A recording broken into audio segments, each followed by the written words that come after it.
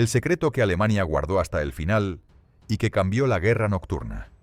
Durante los primeros meses de la guerra, cuando los cazas británicos caían en plena noche sin que nadie entendiera de dónde llegaban los disparos, un miedo casi supersticioso comenzó a extenderse entre las tripulaciones de bombarderos.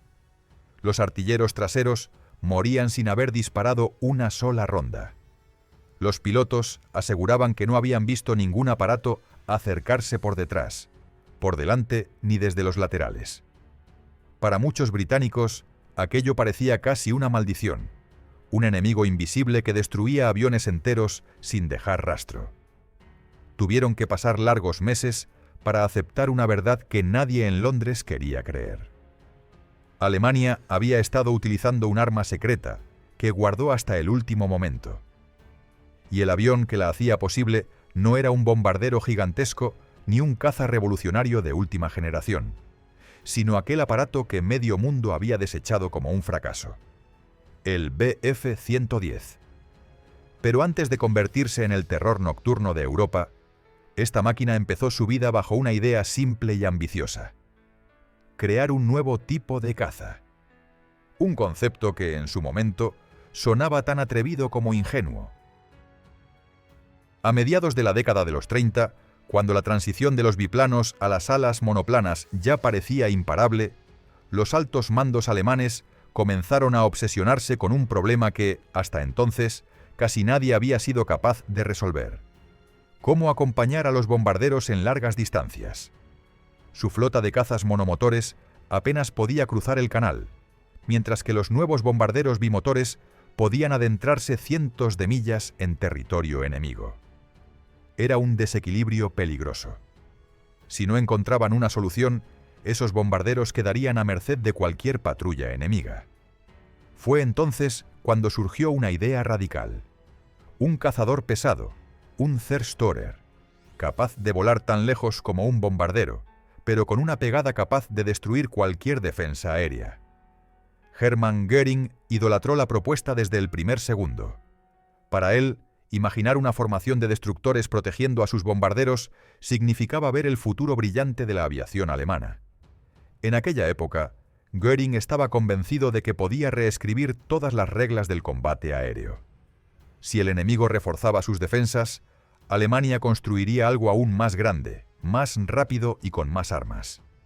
Si los cazas monomotores británicos intentaban atacar a los bombarderos, este nuevo avión los pulverizaría desde la distancia antes siquiera de entrar en rango. Así nació el concurso para desarrollar un nuevo caza pesado.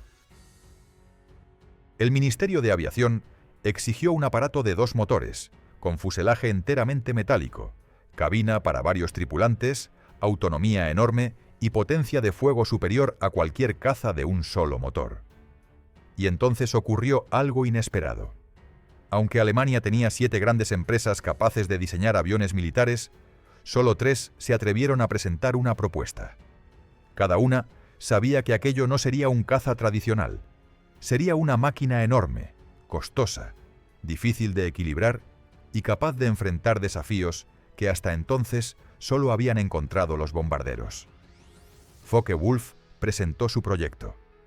Henschel hizo lo propio, pero fue Bayerische Flugzeugwerke, la compañía de Willy Messerschmitt, quien decidió apostar fuerte, y esto encendió una tormenta interna.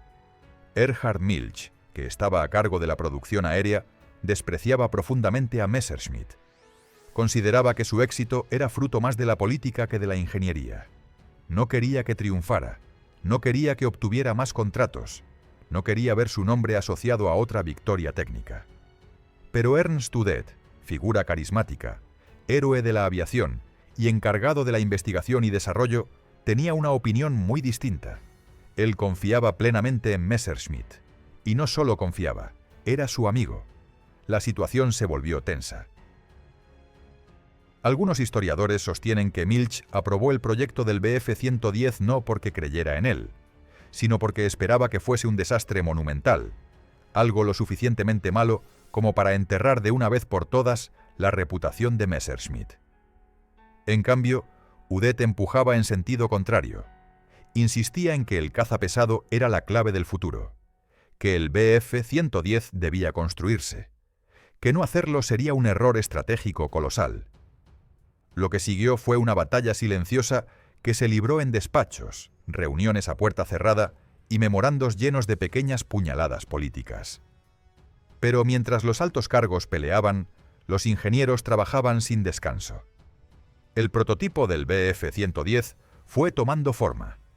Alas en voladizo, 2 potentes motores DB600, una cabina espaciosa, un fuselaje robusto y una proa armada hasta parecer un pequeño cañonero volador. Era un aparato mucho más grande que cualquier caza anterior, pero en teoría debía compensarlo con su potencia de fuego y su alcance extraordinario. El primer vuelo, realizado en el mes de mayo del año 1936, fue un momento decisivo. Los pilotos alemanes esperaban una máquina pesada, lenta y difícil de manejar, pero el Bf-110 sorprendió a todos. No solo volaba más rápido de lo esperado, era más veloz que muchos cazas monomotores de primera línea. Su estabilidad en vuelo recto era excelente, y su cabina doble permitía misiones mucho más largas que las posibles con un caza clásico. Para Göring, aquel día fue una victoria personal. Sintió que su visión se materializaba. Declaró que el Bf-110 sería el pilar futuro de la Fuerza Aérea Alemana. Ordenó transferir a algunos de los mejores pilotos de Bf-109 a las primeras unidades equipadas con el nuevo destructor aéreo. Y durante un tiempo, todo parecía indicar que Göring había acertado. Las primeras evaluaciones mostraban que el avión podía realizar giros cerrados sin entrar en pérdida, que resistía maniobras que otros aparatos no soportaban y que tenía una estabilidad notable incluso a gran velocidad. La propaganda interna empezó a describirlo como una fortaleza aérea compacta, un aparato capaz de abrir camino a los bombarderos y destruir todo lo que se interpusiera. Pero mientras la imagen pública del Bf-110 se disparaba, sus problemas reales empezaban a hacerse evidentes. El avión era pesado, muy pesado. Montar más combustible, un fuselaje grande, armamento concentrado en la proa y motores potentes tenía un precio: la maniobrabilidad.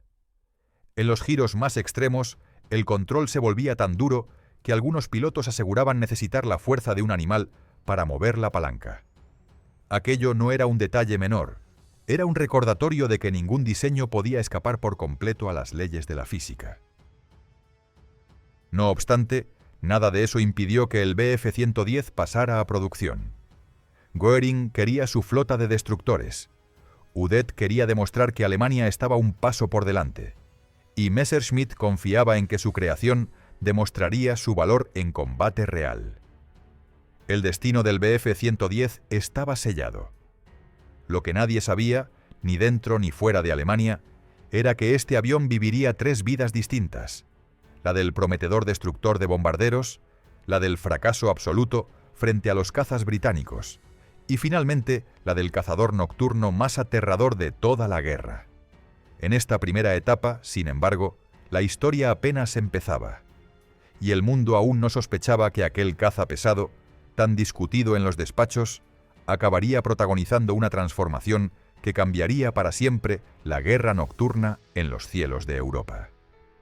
¿Cómo creen ustedes que habría cambiado la guerra si este caza pesado hubiera sido perfeccionado antes? Escriban desde dónde nos ven y qué opinan en los comentarios. Y si les interesan estos análisis sobre aviación histórica, no olviden suscribirse para no perderse los próximos episodios. Cuando el Bf-110 comenzó a llegar a las primeras unidades operativas, muchos pilotos lo veían con una mezcla de respeto y desconfianza. No se parecía en nada a los cazas ligeros que habían pilotado antes. Su cabina doble, su fuselaje largo y sus 2 motores robustos le daban un aspecto imponente, casi intimidante. Parecía un avión diseñado para resistir, no para esquivar. Sin embargo, al principio nadie se preocupó demasiado por su falta de agilidad. A ojos de los mandos alemanes, la guerra moderna no se decidiría en duelos individuales, sino en grandes golpes coordinados, ataques masivos y asaltos relámpago contra objetivos inesperados. Esa mentalidad quedó demostrada en los primeros meses del conflicto. Cuando Alemania lanzó su ofensiva contra Polonia, en el otoño del año 1939, el Bf-110 actuó como un martillo aéreo. Su potencia de fuego le permitía barrer formaciones de aviones obsoletos y destruir concentraciones de tropas sin grandes dificultades. Volaba con autoridad, imponiendo su presencia con un ruido que recordaba a un motor de camión acelerado al límite. La prensa alemana celebraba su desempeño, describiéndolo como un símbolo de la superioridad técnica que, según ellos, garantizaría una victoria rápida. Durante las operaciones en Noruega, el Bf-110 protagonizó algunos de los ataques más audaces contra aeródromos improvisados y barcos que intentaban evacuar tropas aliadas.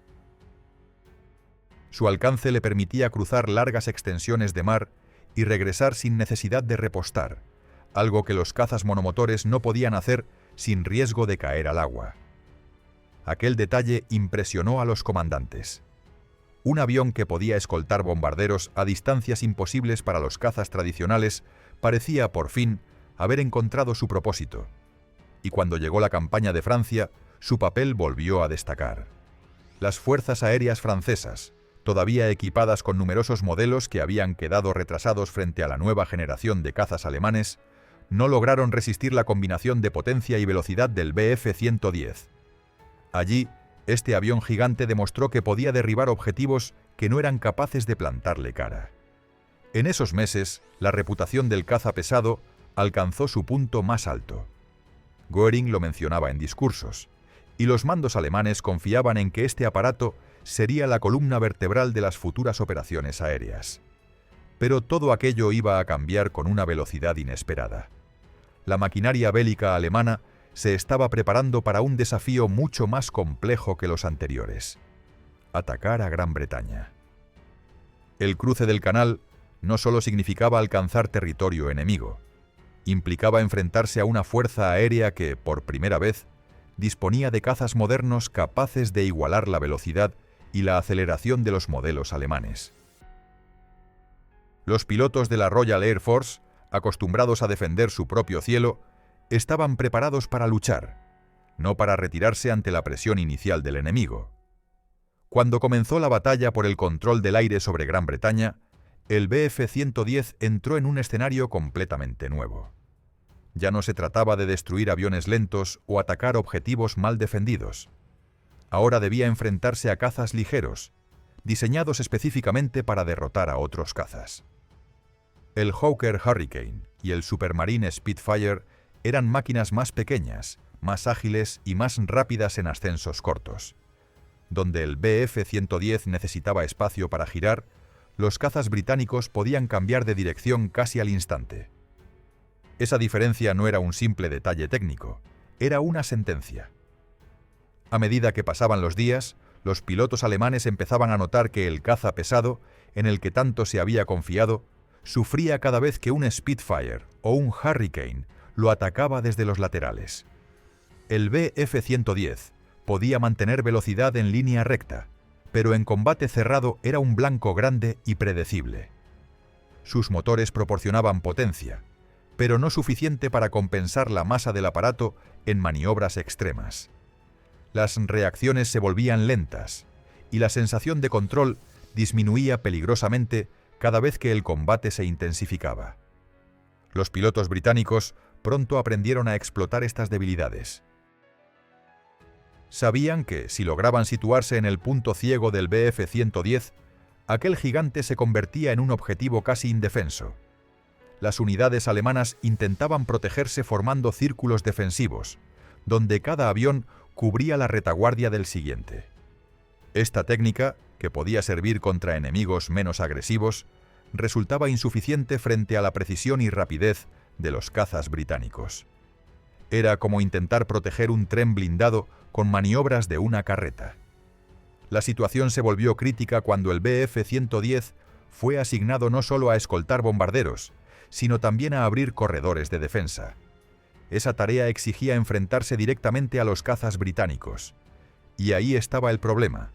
El Bf-110 no estaba preparado para ser un caza de superioridad aérea. Cada vez que intervenía en una batalla frontal, el resultado era el mismo. Debía romper la formación, abandonar a los bombarderos y luchar por su propia supervivencia. Las pérdidas comenzaron a acumularse a un ritmo alarmante. Los registros históricos muestran que, de todas las unidades de Bf-110 que participaron en aquella campaña, apenas quedó un puñado operativo cuando terminó la fase más intensa del combate. Lo que se había presentado como el avión que dominaría los cielos británicos terminó siendo una víctima más, en una lucha donde la maniobrabilidad y la aceleración eran decisivas. Los pilotos alemanes, que en los meses anteriores habían confiado ciegamente en su destructor aéreo, comenzaron a temerlo. Sabían que si un combate se cerraba demasiado, estaban prácticamente sentenciados. Las órdenes de Göring no ayudaron. Exigía resultados inmediatos y culpaba a las tripulaciones en lugar de reconocer las limitaciones técnicas del aparato. Cada misión se convertía en un riesgo mayúsculo. Los relatos de pilotos supervivientes describen situaciones donde los cazas británicos llegaban desde ángulos imposibles, atacando con una precisión quirúrgica mientras el Bf-110 luchaba por completar maniobras básicas. A finales del verano del año 1940, estaba claro que el Zerstorer no podía seguir cumpliendo el papel para el que había sido creado. Ya no era un caza que inspiraba respeto. Era un aparato al borde de la retirada. La Luftwaffe comprendió que insistir en su uso como escolta sería un suicidio estratégico. Los bombarderos no estaban siendo protegidos. Los cazas pesados no lograban resistir. Algo debía cambiar, o Alemania perdería no solo aviones, sino tripulaciones enteras en una batalla que exigía cada vez más recursos. Aquella amarga realidad obligó a reconsiderar todo. Los mandos tuvieron que aceptar que el caza pesado, en su forma original, había fracasado en el papel más importante de la campaña. Sin embargo, lo que nadie imaginaba era que este avión, que parecía condenado al olvido, estaba a punto de renacer bajo un propósito completamente distinto. Un propósito que transformaría su reputación y lo convertiría en protagonista de una de las innovaciones más aterradoras de toda la guerra nocturna europea. Mientras los mandos alemanes intentaban digerir el impacto de las pérdidas sufridas en los cielos de Gran Bretaña, surgió una pregunta inevitable. ¿Qué hacer con el Bf-110? Retirarlo por completo parecía una derrota simbólica demasiado grande. Convertirlo en un simple avión de entrenamiento habría sido un insulto para las tripulaciones que todavía confiaban en una máquina que, pese a todos sus defectos, poseía cualidades que ningún otro caza alemán podía ofrecer. Y así, en medio de la confusión, nació una alternativa inesperada. Llevarlo allí donde sus debilidades no fuesen tan visibles, y en cambio, sus fortalezas adquirieran un valor estratégico irreemplazable. Ese nuevo escenario fue el norte de África. En aquel vasto desierto, donde los combates dependían más del alcance y de la capacidad para operar durante horas que de maniobras cerradas, el Bf-110 encontró un entorno mucho más adecuado. Las distancias inmensas entre posiciones, los ataques rápidos contra convoyes y la necesidad constante de escoltar aviones de transporte lo convertían en una herramienta útil. A diferencia de los cielos europeos, en el desierto los cazas enemigos no surgían desde todas las direcciones. Y en aquellas grandes extensiones abiertas, el gran peso del aparato era menos crítico que en un combate cerrado. Desde su llegada, las tripulaciones descubrieron que el fuselaje robusto y el espacio disponible permitían operar con mayor comodidad durante vuelos prolongados. El calor implacable del desierto castigaba los motores, pero su diseño bimotor ofrecía un nivel de seguridad que los pilotos valoraban enormemente. Si un motor fallaba por exceso de temperatura, el otro aún podía mantenerlos en el aire el tiempo suficiente para regresar a una base improvisada o encontrar un área segura para aterrizar. Ese margen de supervivencia, inexistente en un caza monomotor, no tardó en convertirse en una ventaja decisiva en operaciones sobre zonas inhóspitas. Pero el Bf-110 no solo se adaptó al desierto, también encontró utilidad en el inmenso frente oriental, donde las distancias eran incluso mayores. En Rusia, las fuerzas alemanas necesitaban aviones que pudieran volar durante horas, atacar columnas enemigas y volver a la base sin necesidad de repostar en aeródromos vulnerables. Allí, el Bf-110 fue empleado con éxito para misiones de ataque a tierra, destruyendo trenes, camiones y concentraciones de tropas.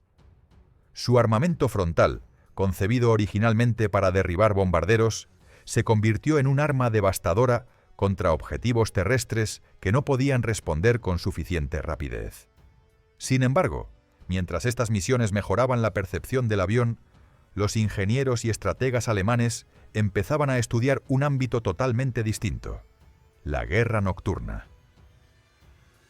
Desde finales del año 1940, los bombardeos nocturnos británicos se intensificaron y la Luftwaffe necesitaba desesperadamente una plataforma capaz de detenerlos. Los cazas monomotores no eran adecuados para operar en la oscuridad. El espacio en cabina era muy limitado, la instrumentación insuficiente y la estabilidad del aparato no siempre permitía mantener vuelos largos en condiciones adversas.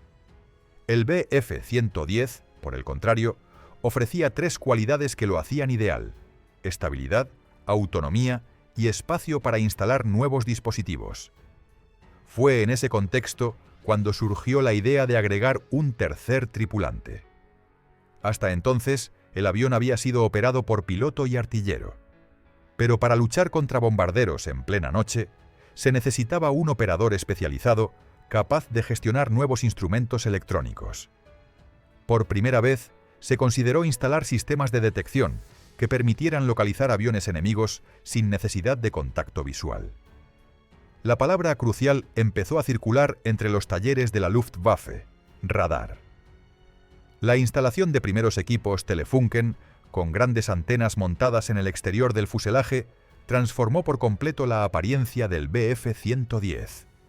A simple vista, parecía haber sido convertido en un insecto metálico, con una serie de antenas sobresaliendo hacia adelante como una especie de esqueleto externo.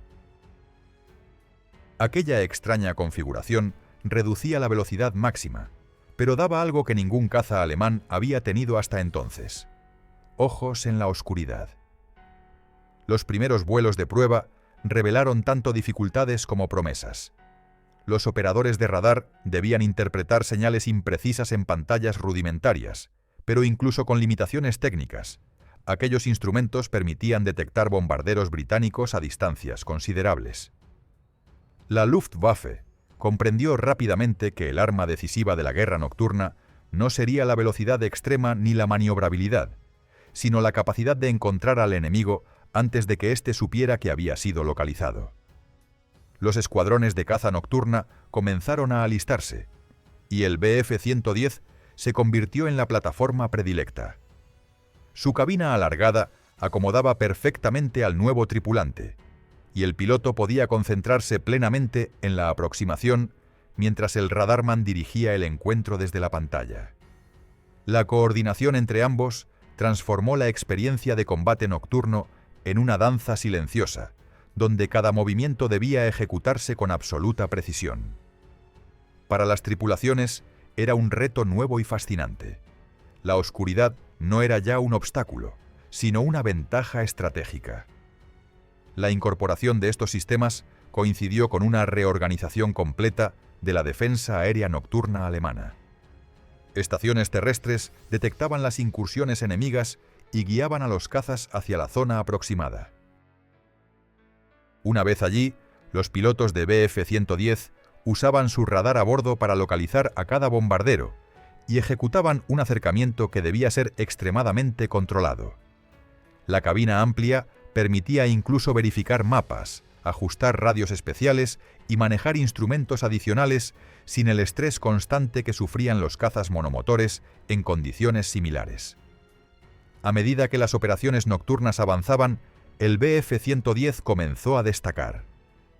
Sus características, consideradas defectos durante el día, se transformaron en ventajas cuando caía la noche.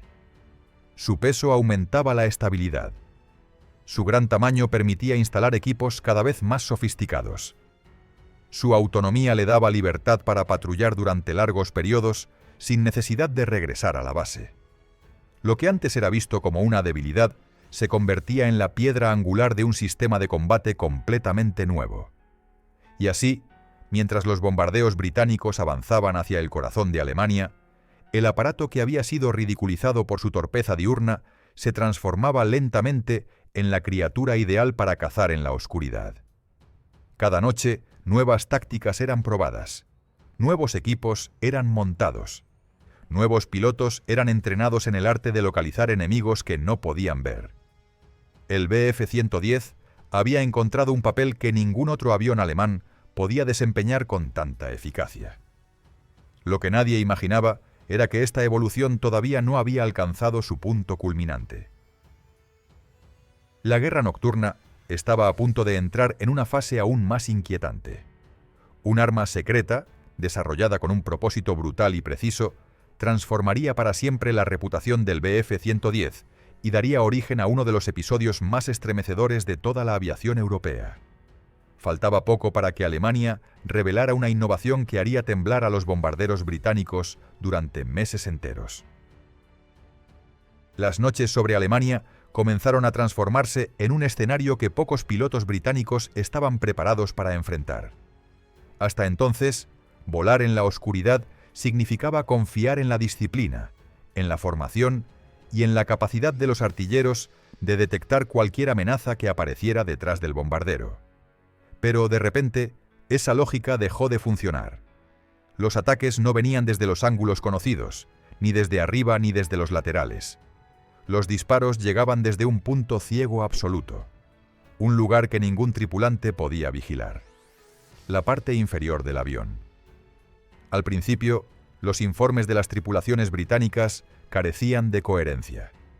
Algunos aseguraban haber sentido una sacudida repentina, seguida de una explosión que consumía una de las alas. Otros afirmaban que el impacto provenía del interior del fuselaje, como si una bomba hubiera detonado en el vientre del propio bombardero. En más de un caso, los supervivientes juraban no haber escuchado motores enemigos ni visto disparos trazadores. Todo parecía indicar que un nuevo tipo de amenaza estaba actuando bajo la cobertura de la noche. En realidad, lo que ocurría era algo mucho más simple y al mismo tiempo mucho más aterrador. Alemania había decidido dar un salto técnico que cambiaría la guerra nocturna: el montaje de cañones orientados hacia arriba. Aquella innovación recibió un nombre aparentemente inofensivo, casi humorístico: Schräge Musik. Tras esa expresión se escondía un sistema de fuego ascendente que permitía a los cazas aproximarse por debajo de un bombardero sin entrar en su campo visual. Para cualquier artillero aquello era una pesadilla. Sus ametralladoras estaban diseñadas para cubrir el cielo, no el espacio directamente bajo sus pies. La plataforma que mejor se adaptó a esta nueva táctica fue el Bf-110. Su estructura alargada y su cabina amplia permitían instalar los cañones en un ángulo fijo, apuntados hacia la parte superior del fuselaje enemigo. No se trataba de un arma improvisada, sino de un sistema calculado para atacar los puntos más vulnerables del bombardero: los depósitos de combustible alojados en las alas. Un disparo certero desde abajo podía provocar un incendio instantáneo sin necesidad de vaciar cargadores enteros. Los pilotos alemanes que adoptaron esta técnica comenzaron a desarrollar métodos de aproximación silenciosos.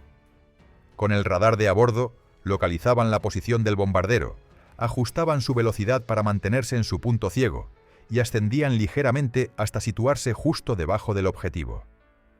Desde esa posición, el piloto solo necesitaba mantener el avión estable y permitir que los artilleros ejecutaran el disparo ascendente. El resultado era devastador.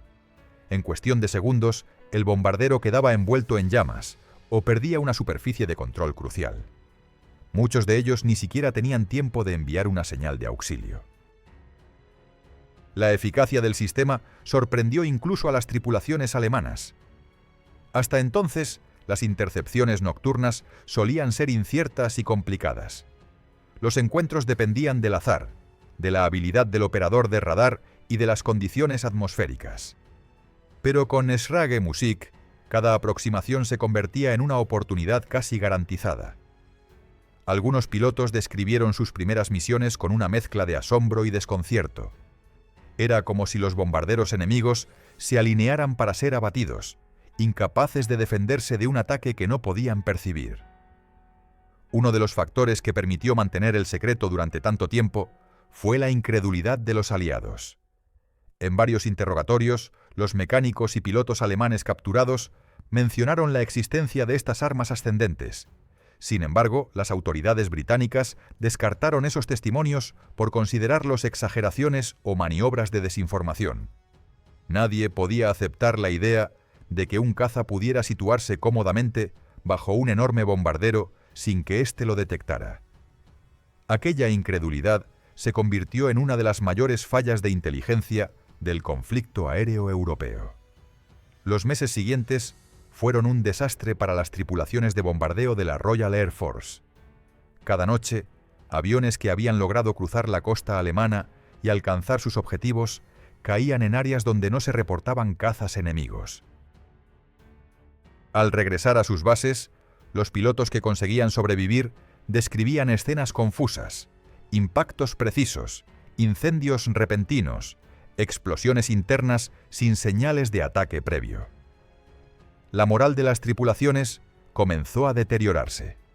El cielo nocturno alemán, que ya era un territorio extremadamente peligroso, se convirtió en un laberinto mortal donde cualquier fallo podía significar la destrucción inmediata. Para colmo, la propia estructura del Avro Lancaster, uno de los bombarderos más emblemáticos británicos, hacía que los ataques de Schräge-Musik fueran aún más letales. Si los cañones alemanes impactaban en la parte central del fuselaje, existía el riesgo de desencadenar una explosión en la bodega de bombas, lo que significaba la muerte instantánea de toda la tripulación. Por esa razón, los pilotos alemanes sabían que no debían disparar al centro del avión, sino a las alas, donde se alojaban los enormes depósitos de combustible. Esa precisión calculada convertía cada aproximación en un acto de ingeniería aérea más que en un simple ataque. Mientras tanto, el Bf-110, el avión que había sido señalado como torpe y vulnerable durante el día, se transformaba en el rey absoluto de la noche. Su robustez le permitía soportar largas misiones. Su autonomía lo mantenía en el aire durante horas. Su capacidad para cargar equipos electrónicos avanzados, algo imposible en cazas más pequeños, lo convertía en el aliado perfecto para la nueva generación de cazadores nocturnos alemanes. Fue en este periodo cuando surgieron figuras legendarias de la aviación nocturna. Entre ellas destacó Heinz Wolfgang Schnaufer, un piloto que dominó el uso de Schräge-Musik como pocos y que llegó a sumar una cantidad impresionante de derribos en un número relativamente reducido de misiones. Lo notable de su carrera no fue solo su puntería, sino su capacidad para interpretar los instrumentos y manejar al Bf-110 con una precisión casi quirúrgica. Para Schnaufer y otros pilotos como él, el avión ya no era aquel pesado destructor diurno, sino una herramienta perfecta para la caza sigilosa. La eficacia de Schräge-Musik no pasó desapercibida por los mandos alemanes. Comenzaron a incrementar la producción de variantes del Bf-110 optimizadas para misiones nocturnas. Se añadieron nuevas configuraciones de radar, se mejoró la ergonomía de la cabina y se implementaron cambios en el armamento frontal para mantener al avión competitivo también en misiones adicionales de intercepción. La Royal Air Force tardó 9 meses completos en descubrir la verdadera causa de las pérdidas nocturnas. No fue hasta que uno de los Bf-110 equipados con armas ascendentes cayó en territorio aliado que los técnicos pudieron examinar su estructura y confirmar aquello que tanto tiempo habían considerado imposible. La sorpresa fue absoluta. El hallazgo obligó a revisar tácticas de vuelo, reforzar la vigilancia inferior y modificar formaciones enteras. Pero ya era demasiado tarde. Durante casi un año completo, Alemania había aprovechado una ventaja táctica que destrozó cientos de incursiones nocturnas. Y mientras los aliados reorganizaban sus defensas, el Bf-110 alcanzaba el punto más alto de su carrera operativa. Convertido en la máquina ideal para una guerra que ya no dependía de la luz del día, dominaba la noche con una mezcla de sigilo, tecnología y potencia que ningún otro avión alemán podía igualar. Aquel antiguo fracaso se había transformado en el cazador más temido de los cielos europeos. Mientras el Bf-110 dominaba la noche europea con una efectividad que había sorprendido incluso a los estrategas alemanes, el curso general de la guerra empezaba a inclinarse de manera irreversible. En los talleres de ingeniería aliados se estaban gestando transformaciones que modificarían por completo la dinámica del combate aéreo. Nuevos conceptos, nuevas tácticas y nuevas máquinas amenazaban con hacer que incluso los triunfos más recientes de la aviación alemana quedaran obsoletos en cuestión de meses. Y aunque el Bf-110 seguía siendo una plataforma temible en las operaciones nocturnas, sus límites estructurales estaban a punto de quedar al descubierto. La señal más clara llegó cuando los aliados introdujeron un caza que cambiaría para siempre las reglas del enfrentamiento: el P-51 Mustang. A diferencia de los cazas que Alemania había enfrentado en los primeros años del conflicto, aquel monomotor estadounidense combinaba autonomía excepcional, velocidad superior y una maniobrabilidad difícil de igualar. Podía escoltar bombarderos durante trayectos larguísimos sin necesidad de aterrizar, y además superaba en aceleración y agilidad a casi cualquier modelo alemán, incluidos los que operaban a altas velocidades. Para el Bf-110, aquel nuevo enemigo representaba una amenaza existencial. Sus características, que lo habían convertido en un depredador nocturno, lo traicionaban en el combate diurno. Su tamaño era demasiado grande para reaccionar con rapidez. Su masa exigía trayectorias amplias, y su velocidad, aunque respetable, ya no era suficiente para imponerse en fugas prolongadas. En cuanto los Mustangs comenzaron a escoltar formaciones estadounidenses en incursiones profundas sobre Alemania, el cielo dejó de ser un refugio para los cazadores nocturnos. Las rutas que antes utilizaban para regresar tranquilamente a sus bases se convirtieron en corredores vigilados donde cualquier señal térmica, cualquier eco o cualquier sombra podía delatar su posición. Las emboscadas de los Mustangs se hicieron cada vez más frecuentes. Al amanecer, cuando los Bf-110 finalizaban sus misiones y regresaban fatigados por horas de vuelo, los cazas americanos descendían desde altitudes superiores, aprovechando la energía acumulada para atacar con una velocidad demoledora. La robustez del Bf-110, que tanto lo había beneficiado durante las noches, apenas servía para contener unos segundos adicionales de fuego enemigo. Las tripulaciones alemanas empezaron a describir estos encuentros como golpes inevitables, ataques repentinos contra los que no existía maniobra de escape. Mientras tanto, los mandos alemanes seguían intentando estirar al máximo la vida operativa del aparato. Sabían que el Bf-110 disponía todavía de un rol valioso.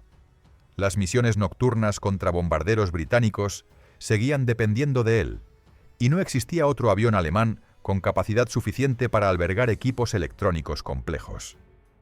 En los hangares comenzaron a producirse variantes especializadas, incorporando mejoras en los radares, modificaciones en el armamento frontal e incluso ajustes aerodinámicos que intentaban compensar el lastre de las antenas externas.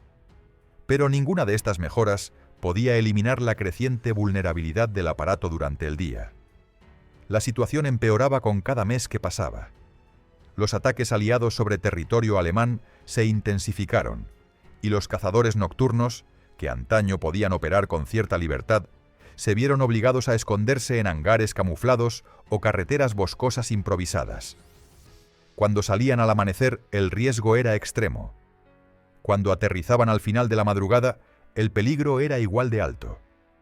Las bases alemanas se habían convertido en objetivos prioritarios, y perder un Bf-110 ya no solo significaba perder un avión, significaba perder equipos de radar cruciales, escasos y difíciles de reemplazar.